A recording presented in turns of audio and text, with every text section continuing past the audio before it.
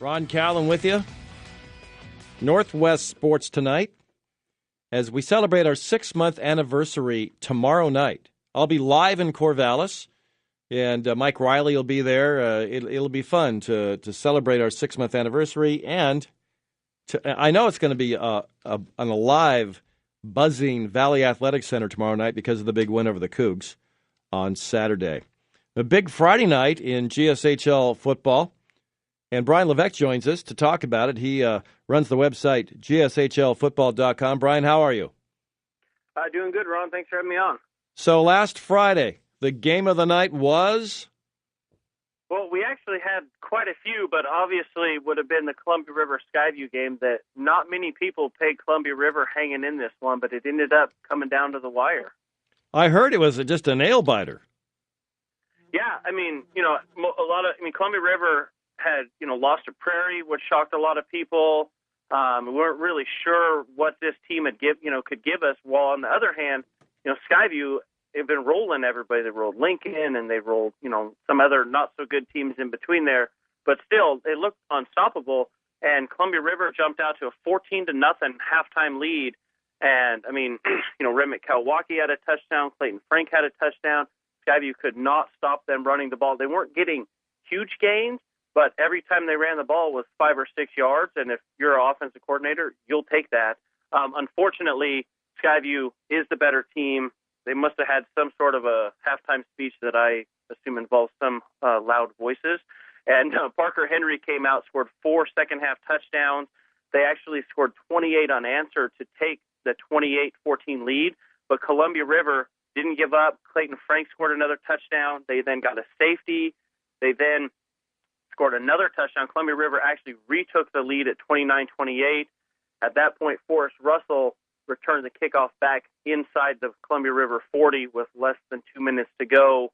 And again, Parker Henry scored his 19th rushing touchdown of the season from 5 yards out. They went for 2, got it, held on for the 36-29 win. It was a non-league win, so it wouldn't have mattered going into their big game with Skyview this weekend, but it's one of the bigger rivalries in the area, and you definitely don't want to lose any game. But, man, it was a great game out at Chieftain Stadium.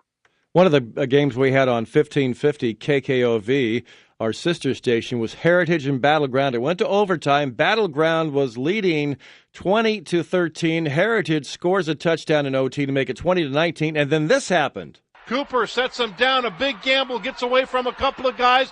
There's the pass, end zone. Caught! Caught by Raheem Carey! Caught by Raheem Carey, and the Heritage Timberwolves win. Big win for the Timberwolves there, Bryan. Yeah, definitely big win. They've struggled. They only had the one win so far on the season. But again, when you have some smaller leagues like they do, they lost to Skyview and Union, but with we get 3 out of the 5 make the playoffs. So they just needed to win this one and set up their rival game against Evergreen next week, which will also be on 1550. If they win that game, they're in. Yeah, Raheem Carey, one of the seniors on this team, all-league defensive back last year, was good as a sophomore. He was making a lot of plays in that game. And Elon Mack, had 2 touchdowns. He caught the touchdown in overtime. He caught a touchdown in the second quarter to give them their lead. Battleground, Trevor Ingram had a huge game for Battleground. He scored their touchdown in overtime. Unfortunately, unfortunately for Ingram, but fortunately for Heritage, it's good for them. First-year head coach and just slipped my mind there. Jack Hathaway, excuse me. Get the big win. They've struggled. They had a brutal schedule. Every team that they've played so far was going to make the playoffs, except for Mark Morris, the one team that they beat. But they were on track up until last week to make the playoffs. So Heritage had a brutal schedule.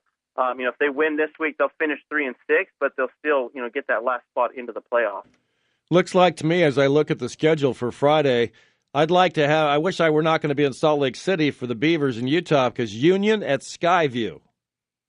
Yeah, Union Skyview. We've been basically waiting for this game all year. We weren't sure how Union would do in their game with Bothell week 1. They lost a close one. They've won every game since. We weren't sure how Skyview would do with their first 2 games. They lost 2 of those. They've won every game since.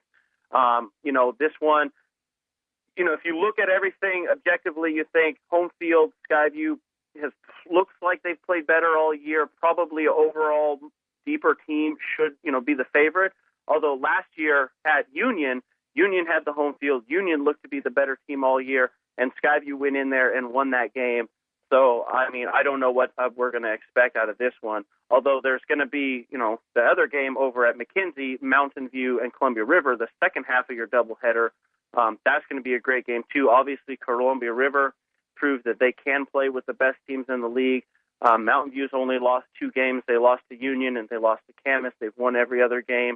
If Mountain View wins, they're in the playoffs. Prairie's third. If Columbia River wins, there's a 3-way tie for second with Camas at first, and then they'll have to have a Kansas tiebreaker on Monday to determine that one. So it's a lot riding on that game at McKenzie as well. It should be exciting. Hey, Bryan Levesque, thanks for spending time with us for tonight here on AM 860. Hey, thanks. Congratulations on the anniversary, and thanks for having me on. All right, thank you so much. Tomorrow, yes, the 6-month anniversary of Northwest Sports Tonight. We'll celebrate it in Corvallis.